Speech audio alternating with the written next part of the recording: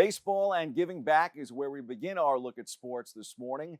Yankees legend, World Series champion, and Cy Young Award winner CC Sabathia and the Pitch CC In Foundation hosted their second annual Pitch In Foundation Charity Golf Tournament on Monday, October 3rd in New Jersey. The Foundation Charity Golf Tournament is in year number 2 for the event and for Sabathia. He joined other notable celebrities and athletes in friendly competition to benefit the former All-Stars Pitch In Foundation, which he and his wife Amber founded in 2010 to enrich the lives of youth by raising their self-esteem through educational and athletic activities. Among those in attendance, Giants great turned TV star Michael Strahan, former baseball all-star Andrew Jones, and DJ and radio personality Angie Martinez, among many others. That got us thinking about all the time CC has made charitable memories, including many right here in the BX. For this Turn Back the Clock segment, CC's celebrity softball game at Yankee Stadium. Roll 'em.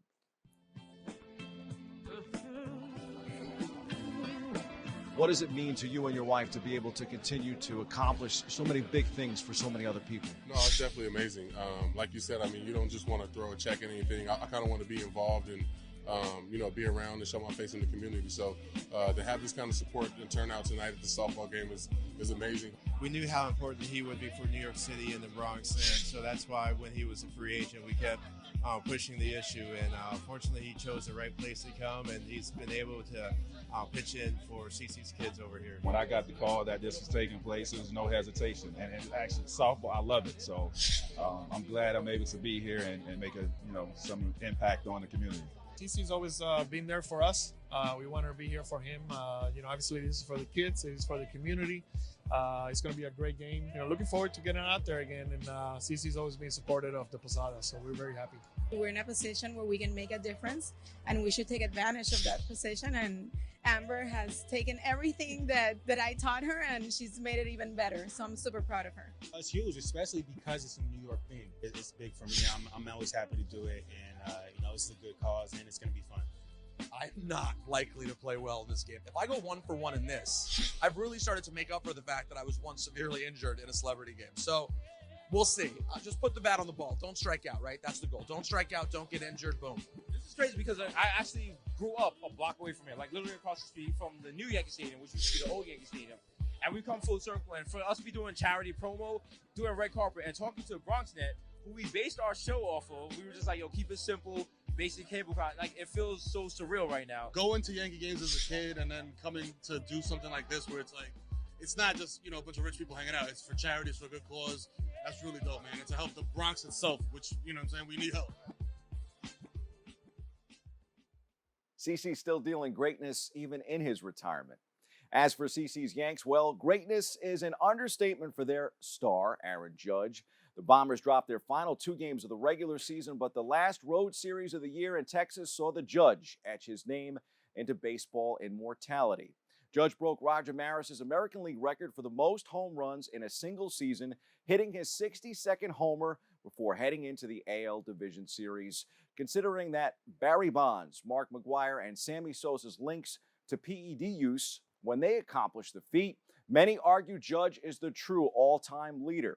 More on his incredible year in my C list.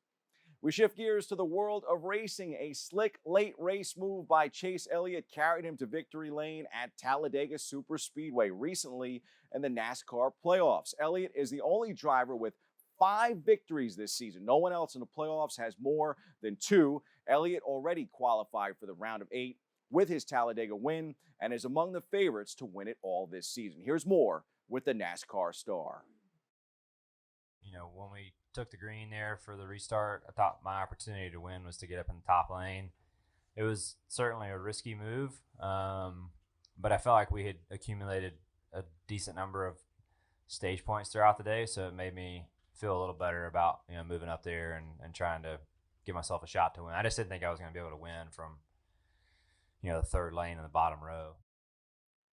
I'll tell you, even at 26 years old, Chase is already a NASCAR Hall of Famer. He now sits on 18 career wins to go along with a championship. I expect plenty more from him to come. In the world of IndyCar racing, we've got a fresh face in the series, fresh off placing fifth in the 2022 Indy Lights Series. Danish racer Benjamin Peterson will compete for AJ Foyt Racing in IndyCar in 2023 after an Indy Lights career resulting in 1 victory, 11 podiums, and placements of 4th and 5th in the previous 2 championship campaigns. Peterson will move up the ladder and compete in the NTT IndyCar Series for 23. We caught up with the driver. Pretty big dream come true moment. Definitely have worked really hard, and honestly just looking forward to staying working hard and getting going for the new season. It almost feels like a second year in a way with AJ Foyt Racing, as I've been with the team this whole year, shadowing and seeing how the transition will happen. So the team has been super welcoming, and I just can't wait to get to work. In an agreement that will span for multiple seasons, the team plans to develop the 23-year-old as a long-term face of the franchise.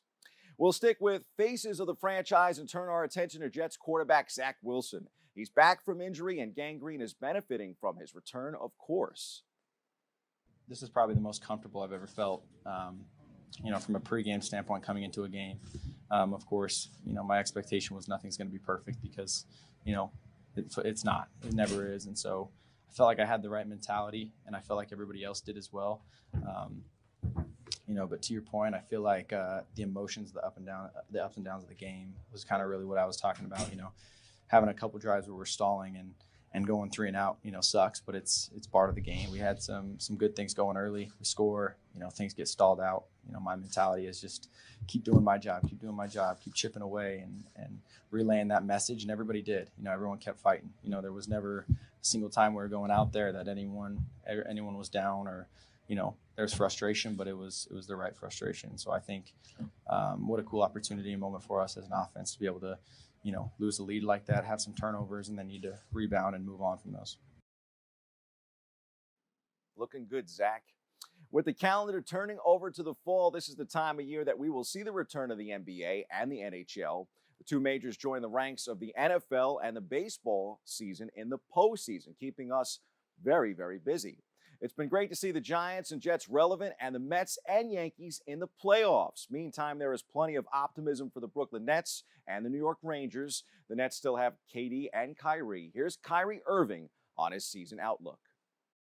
I tried to just center in on what I want to accomplish, and that was just focusing on being the best teammate I can be and being on a great team and what that means to me and really embodying that action every single day and not just saying it. So I don't want to get too wordy or too preachy up here, but I had a lot of time to think, and making the decision to come back to Brooklyn was the best one for me, best one for me to fit in here and just figure it out along the way as we get this party started, knowing that we got swept the way we did. And be honest with you, it was probably the first time or one of the only times in my career where I felt embarrassed leaving the court. And there's been a trend that's happened over the last few years, especially when I thinking about my playoffs and thinking about how I've performed in them. And I went back and watched a lot of film, and I had a lot of reflection time, and just gave me peace of mind knowing that there was something more to strive for coming into this next season. On the ice, the Broadway Blue Shirts have found themselves a star in the making, at least in my opinion.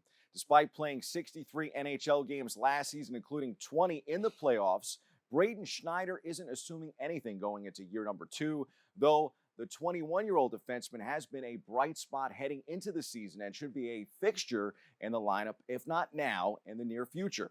We go back inside the locker room for more with the Rangers. I don't think much feels different. I still feel like I'm a player who's trying to earn a spot on the team. I think obviously there's a little bit more confidence and comfortability around the team, but other than that, it's kind of the same working for my spot. You can't take anything for granted. It's the NHL, there's a lot of great players and everyone's gunning for the same spots. So I think just making sure that I stay humble, stay even keel, and making sure that I'm giving it my all every night.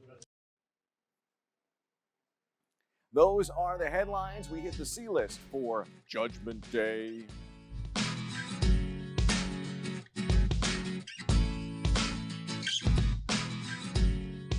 After crushing home run number 62, Bronx Bombers star Aaron Judge got the day off in the regular season finale for the Yankees. As a result, his season finished with a mind-blowing MVP caliber 311, 425, 686 line with 62 dingers, 133 runs, 131 RBI, 16 stolen bases, an 11.5 F1 WAR, and that's a stat that digs deeper into the total value of team wins. What a season. With all due respect to Shohei Ohtani, Judge, as I've said, is the American League most valuable player. It's closer than we think because Ohtani was even better in 2022, but Judge's offensive campaign was absolutely historic. I waxed poetic recently that I think it's the 6th best season in Yankee history, but I think I'm wrong. I think it could be slightly better than that.